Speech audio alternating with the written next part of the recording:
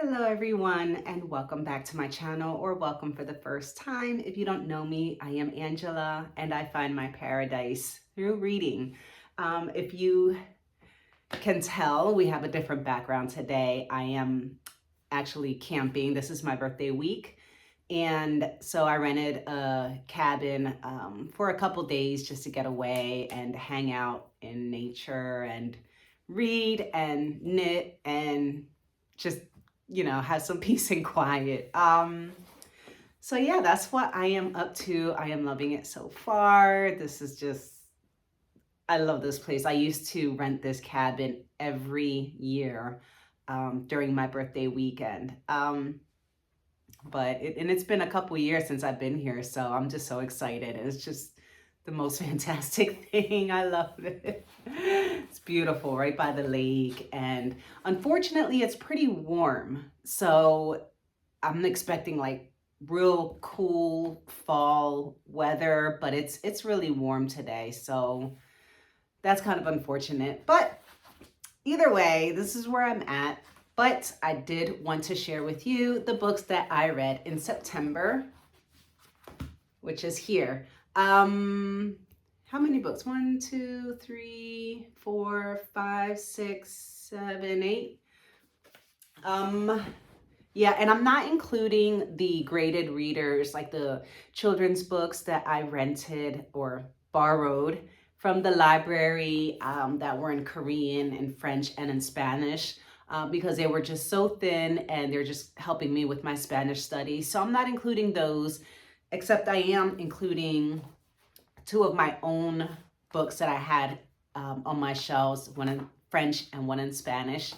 But let's get this started. I kind of organized them in a way kind of from like light and less serious to the heavier, more serious, because yeah, if I started with either of these books, like I'd probably be crying for the rest of the video.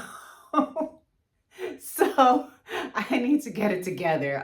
Just giving me some time to like get over it, because I was like kind of flipping through these books and kind of remembering and going through some of the pages, and like the tears started coming and I'm just like, stop. Some books just touch your soul, I swear. But anyways, the first book that I'm going to share is Other Cats to Whip, the Book of French Idioms. This is a book that I had gotten at the library's annual book sale, and it's funny. So it's got, some vocabulary. It's got the idiom used in a sentence, and then there's like a corresponding picture that's usually pretty funny to look at. So this one says, Tu ne peux pas aller au travail comme ça, mon chéri. Ta chemise est sortie de la grille d'une vache. So that means you can't go to work like that, darling. Your shirt is all creased, or your shirt is all wrinkled. And sortir de la grille d'une vache means to come out of a cow's mouth. So yeah, like you can't go to work like that. Your shirt looks like it just came out of a cow's mouth. So they have kind of like the cow chomping on laundry. So this had like a whole bunch of things like that. And I thought it was pretty cute. Learned some new words, new vocabulary and idioms. And then this one was Hay que ayudarte, Charlie Brown, or You Need Help, Charlie Brown. And this is, as you would expect, a comic. I also got this at the library's annual fundraising book sale.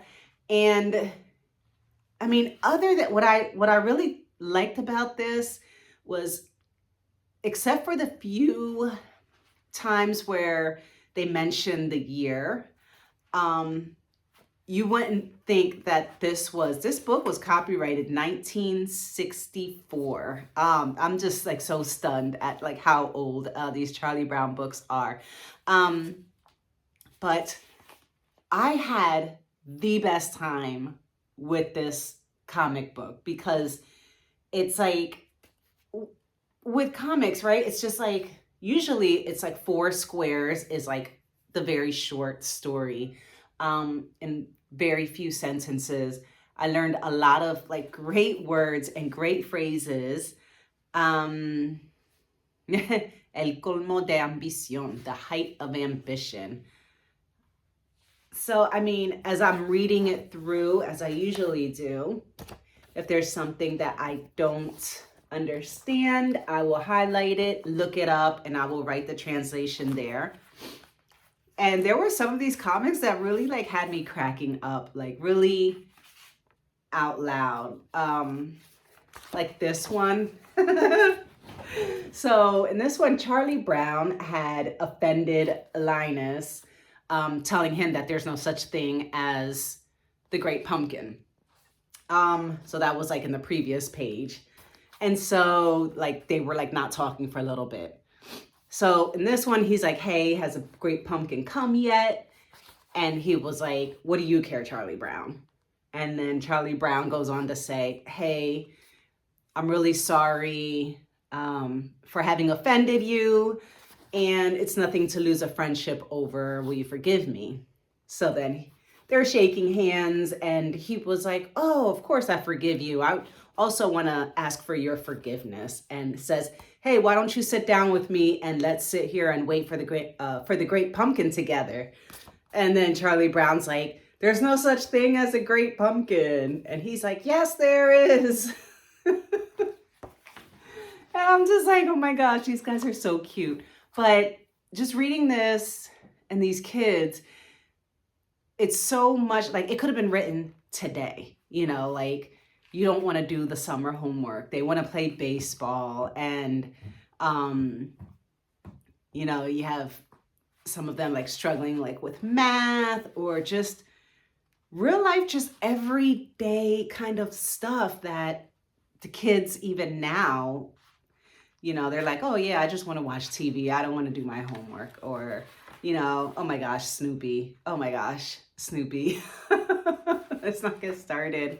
So I would love to see if I could find more books like this in Spanish, because it was just so pleasant. It was so much more entertaining practicing my Spanish with this instead of like a novel, which was just, you know, you're constantly looking up words, or the story is so much more intense and you're not getting like little pieces of satisfaction, like super, super short stories. I just really like this. I thought it was great. Okay, then we have The Way of the House Husband, Volume 7. I've been working on this manga for a couple months now. And this, I think, only has maybe 11 or 12 volumes. So this is volume 7. I'm getting through it. This was okay this time. I kind of feel like he's running out of ideas or original ideas, because there were some things in here that were kind of a repeat from other volumes in this series. Like there was a haiku battle, you know, and there was a haiku battle in one of the other books, and he's fighting a turf war against, I think it's a typhoon or something like that. And then in the other, you know, some of the other books, there was like a turf war with like a cockroach or something like that. So it wasn't as great as the other ones because a lot of it is pretty repetitive, I think, at this point. So I'm gonna still go on with volume 8 and see if it picks up again. Excuse me. Excuse me. But that's that. My nose is itchy. Oh my goodness. Is it this cabin? Probably. I don't know. I probably still have spider webs all over my face. I walked into a spider web while I was hiking a trail, and I swear I feel it like still all over me. Anyways, back to the books. Here I have Hunter x Hunter, and this is volume 9. I've also been working on this for a couple months. This was okay. What I'm feeling with Hunter x Hunter at this point is like in the beginning, I felt like it was very, I don't want to say innocent. It wasn't innocent at all, but it was kind of like a very warm, very much about like friendship and, Gon, who was trying to get his hunter's license and try not to like hurt anybody, or, he was just like a really good kid. This volume, and it's been kind of building up, like they get gruesome. So this volume was like pretty gruesome, I think, for my taste. So yeah, what I'm going to, oh my gosh, it was gruesome. So I will read another book, but I think if they just continue with like the grossness and like guys like just smashing a guy's head to pieces, and like there was like a guy that was like biting another guy and infusing him with like leeches and out of his mouth. It was just disgusting stuff. So if it continues, I probably just don't really have much of the stomach for it anymore. It is what it is. I don't know. I kind of prefer, lighthearted, good nature, pure, wholesome, cute stuff. So yeah. Then I have the Cash Flow Quadrant. This is the Rich Dad's Guide to Financial Freedom. This is by Robert T. Kiyosaki. He is the author of Rich Dad, Poor Dad. And so this is a pretty old book. I mean, you can tell that it's dated. Let me see, copyright 1998. However, there was so much good advice in here. I don't have my other book. Yes, I do. I was taking notes on this book as I was reading it, because there was just so much good information, and to kind of, and this is in my commonplace book. So, and I still have a couple pages of notes that I was just kind of like marking it up in my book, and I'm going to transfer some of my insights or comments and quotes that I have marked in, I think, the last 3 chapters. I didn't put them directly in here yet. But basically the cash flow quadrant, like this is the quadrant, and it's about where you get your income from. So on the left side of the quadrant, you have employee or self-employed. So you're employee or self-employed. And then the right side of the quadrant, which is where you want to be if you want to be wealthy, is business owner and investor.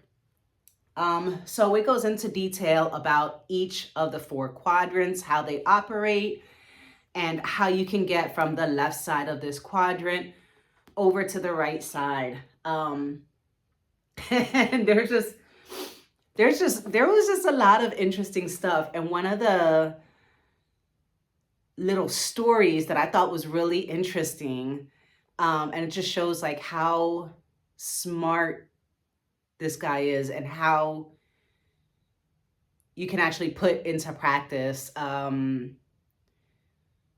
I don't know, like here, let's just say, okay, he says, this is advice that his rich dad had told him. Be careful when you take on debt. If you take on debt personally, make sure it's small. If you take on large debt, make sure someone else pays for it. So you're kind of like, what does that mean? How do I get somebody else to pay for the debt that I take on? So he gave like a really good example. He and his wife were looking for a couple acres of land. They wanted like a space out in the woods where they can just get away from the city and like a little retreat. So they started looking for pieces of land, and they found a piece of land that was 20 acres for $75,000. So he's like, well, if I buy this, I'm taking on this debt. Personally, it's a lot of debt. No one else is paying for it. So he passed that up. And then they kept looking, and they found a place that had 87 acres with a small house on it for $115,000. So what they did is they fixed up the house a little bit and sold the house with, I think 30, yeah, they sold the house with the 30 acres around it for $215,000. And they kept 57 acres for themselves. So think about it, like they bought this for $115,000, fixed up the house, sold the house and 30,000 or 30 acres for $215,000. So that paid $100,000 more than what they paid for it. So basically, yes, they got paid for having 57 acres of land for themselves. I hope that makes sense. I suck at explaining things sometimes, but it's just like unbelievable. And you're like, oh my God, that is so smart. That's so smart. So there's all kinds of things like that. And then a lot of like good advice. It says like, many people look for someone to blame for their financial plight. These people often want to blame the rich for their personal financial problems, rather than realize it is often their own lack of information about money that is a fundamental reason for their plight. Giants often trip and fall, but worms don't, because all they do is dig and crawl.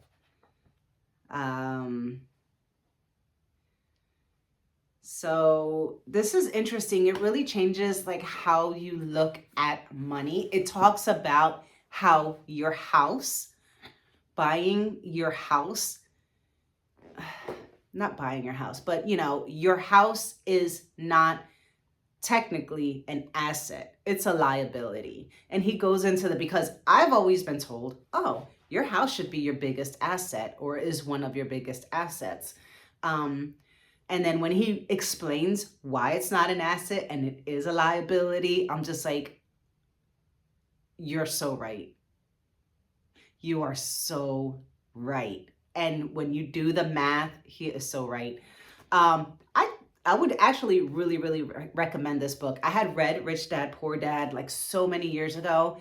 I don't even have the book anymore, but I really want to get the book again and reread it, especially after reading this one. I want to go back to it because this was well written, very easy to understand.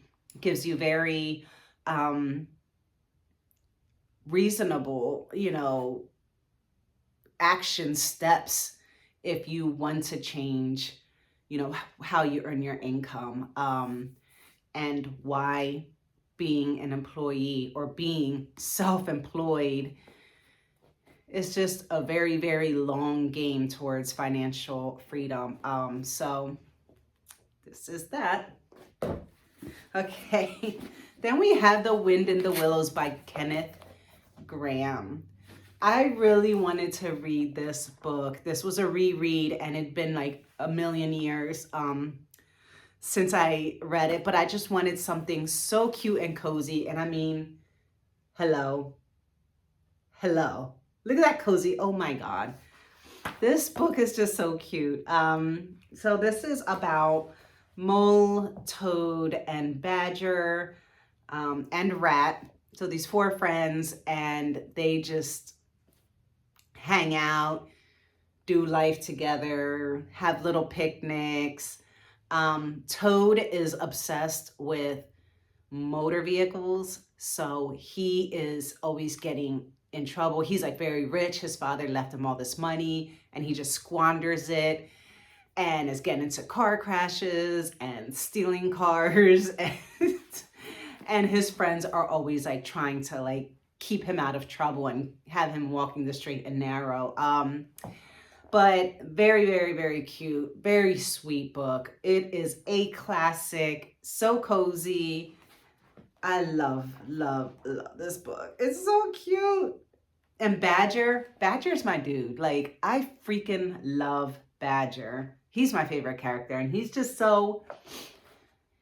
he's kind of like quiet, but very wise. He's very wise, very calm.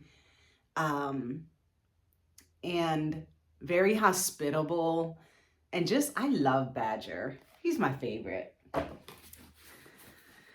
Okay, now we're going to get to the two more serious books. Okay. Whew. This is The Art of Racing in the Rain by Garth Stein. Let me tell you. I can't. I need to get it together. This book was just so amazing. Is this? Yeah, I guess this was my favorite book this month. What can I say about this? Okay, first of all, I had no idea what it was about. I have heard of it in passing and I've seen it around, but I had no idea what it was about. So when I saw this at the library book sale, I got it. And what can I say? This story is actually Enzo, that's the dog, and it's told entirely from the dog's point of view. And when they're talking about racing, it's about car racing.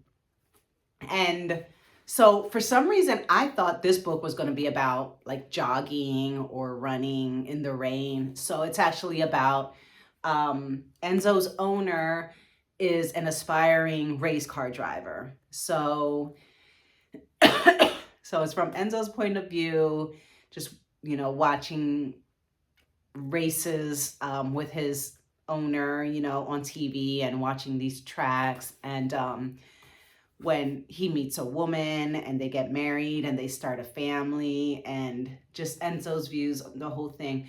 And what really cracked me up was that even though this is told from the perspective of a dog, it read in such a way that it felt like it was nonfiction. And I know I'm not the only person to think this, because when I actually looked it up to see if this was like based on a true story, because it was so real. Obviously, that question was out there multiple times. So yeah, people were wondering if this was actually a true story, because even though it's from the viewpoint of the dog, it's so realistic. I loved this dog so much. So he talks about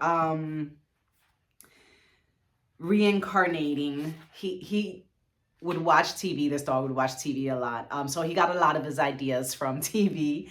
And so in this one, it says, in Mongolia, when a dog dies, he is buried high in the hills so people cannot walk on his grave. The dog's master whispers into the dog's ear his wishes that the dog will return as a man in his next life. Then his tail is cut off and put beneath his head, and a piece of meat or fat is placed in his mouth to sustain his soul on its journey. Before he is reincarnated, the dog's soul is free to travel the land, to run across the high desert plains for as long as it would like. I learned that from a program on the National Geographic Channel, so I believe it is true. Not all dogs return as men, they say, only those who are ready. I am ready. And then he says, sure, I'm stuffed into a dog's body, but that's just the shell. It's what's inside that's important, the soul. And my soul is very human.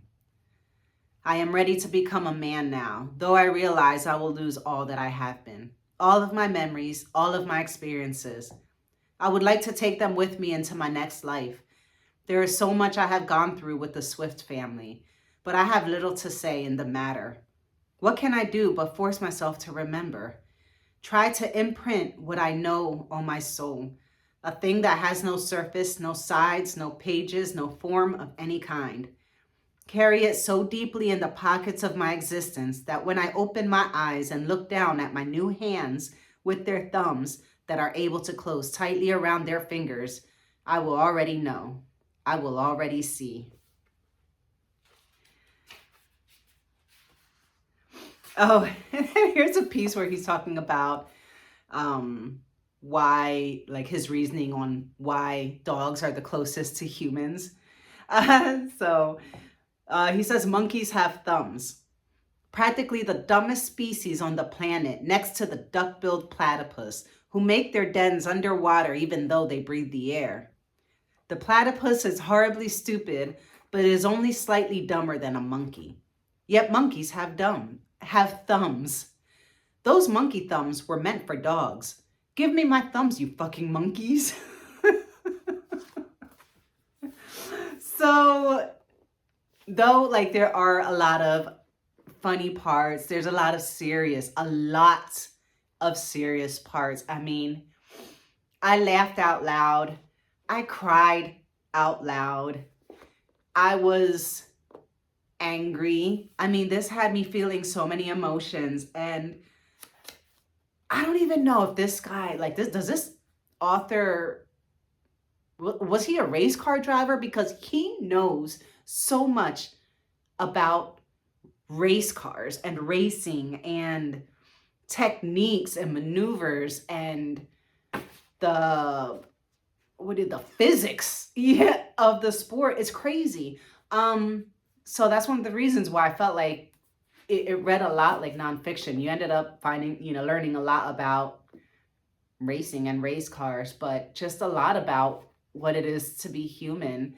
And this dog was he was so human. And oh my God, just processing what this book was. It's too soon. I can't talk about it well. It's too soon. This 100% recommend. If you haven't read this yet, like 100% recommend this book. Oh my gosh, this book had me on such a roller coaster. As did this next one. Oh, this is The Kite Runner by Khaled Hosseini. All right, guys, first of all, this book, it's not like huge, but it's like 370 pages. Super floppy, beautiful cover. You just see this beautiful city in the background. I guess that's probably Afghanistan. But again, I had heard about this book so many times, didn't really know what it was about. And it tore me to pieces. Yo, do people like not warn people about these things? Be warned. Be warned. This book is so intense. It rips your heart out of your chest, shreds it up, stomps on it.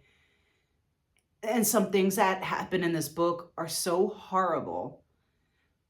And it was so hard to read. And what I also recommend with this book, if you want to read this book, I recommend listening to the audio version that is read by the author. He did such an excellent job. And because this has a lot of like words and names that are from like Afghanistan, Pakistan, those areas, it was nice to hear those names in someone who understands the language. So he's saying it with the correct accent and pronouncing, these words and these phrases correctly. So I really appreciate that. And he just really brought the book to life. And oh my God. So let me read you the blurb from the back. What happened in this book, I was not expecting. I was not expecting anything that I read in this book. None of it, okay? Oh, I thought this was going to be kind of maybe like a heartwarming kind of story. No, I was wrong. So this says, the unforgettable, heartbreaking story of the unlikely friendship between a wealthy boy and the son of his father's servant. Caught in the tragic sweep of history, The Kite Runner transports readers to Afghanistan at a tense and crucial moment of change and destruction. A powerful story of friendship, it is also about the power of reading, the price of betrayal, and the possibility of redemption. and an exploration of the power of fathers over sons, their love, their sacrifices, their lies. So this book, like I said, it's about an unlikely friendship between a wealthy boy and the son of his father's servant. So this wealthy boy, his name is Amir, and the servant is Hassan. And Hassan was a Hazarat, which was a people that were like of Mongolian descent. So they had those Mongol features, kind of like almost looking a little bit Chinese. So they were very, very much discriminated against in that area. And they were looked at as a very low class race of people. And so Amir, even though like Hassan was pretty much his closest friend, like they were together all the time, every day, just doing everything together. And but Amir, he was just, I'll say it, he was a coward. He was 100% coward. Even like he knew he was a coward. His father knew he was a coward. And so when people would bully Hassan, he wouldn't do or say anything about it. He was just so yellow-bellied, and he let things happen to him. He witnessed some horrible things happening to this poor kid, and never told anyone anything about it. And things that happened were so awful that it affected him for the rest of his life. And he carried that silence so deeply. And it kind of like tortured him, just the things that he let happen and what he witnessed. It was just awful. It was just so awful. So Amir ends up, there's war and stuff that's starting to happen. Before, everything was just so peaceful. It was just unheard of that anything bad, next thing you know, there's bombs and there's all this commotion going on. And Amir and his father had to escape the country and get to the United States for safety. And so they were very wealthy people where they were from. And then you go to the United States and you're starting from scratch. Like, I think his father ended up working at a convenience store gas station. And they had like a little apartment, I think in New York. So they really had to like just start all over. And then Amir ends up, he's an adult, he gets married, and then he's called back. His father's best friend, that Amir was so close to, he calls Amir, he's pretty much dying, and says, I want you to come and see me before I pass away or whatever.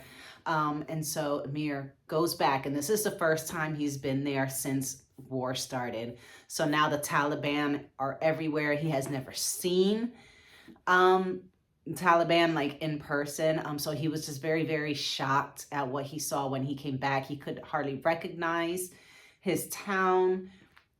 People who were so highly respected, those that used to be teachers and doctors, were like in the streets just begging for money.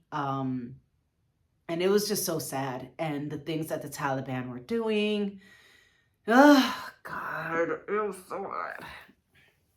So bad. It was so bad. Oh, this book was a lot. It was a lot. I still can't. I can't. Anyways, too soon. Too soon. You see why I had to end with these two books? I'm like just so emotional. I think this book, it's a very important book to read. But again, prepare yourself. I had to take so many breaks. I had to take so many breaks because I just couldn't, like my heart couldn't take any more of like what was being done to people, or, what Hassan and his father Ali, the pretty much torture that they like endured from certain people in the community. That was just, yeah, no. But a very important book, I'd have to say otherwise. And what was it that I ended up reading after this? I think it was what I that's why I ended up picking up The Wind in the Willows, because I couldn't. I needed something that was just so lighthearted and easy and wholesome and just whatever. I had a bit much with that book. It, it it's up there in very, very sad books. Now, honestly, it was kind of a tie between, for like my favorite book of the month. It was kind of a tie with this one because this was like so deeply impactful, and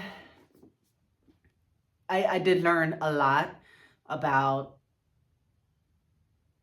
what was going on, and from like a personal perspective, not like news, like, oh, here's like the news and what the news is saying, but like in there, in the middle of it, real people and their real relationships and real families, and their real traditions and cultures and everything that was so deeply affected. Um, it's incredible. But I'm picking this because, like, at least, I really felt like, there were some times where I could just laugh, and there were some really, really enjoyable parts. I don't remember there being anything I really, really enjoyed, nothing that really just made me smile and make me feel good inside. This was just so hurtful and just so, oh my goodness. It just, so just because of that, just because like it tore me to shreds, I can't pick this as my favorite book. It kind of should be, but I am just, I can't. That hurt too much. I'm gonna go with this one. And even this just like made me cry, and it made me angry, and there were just so many things in here that, holy hell, I had. So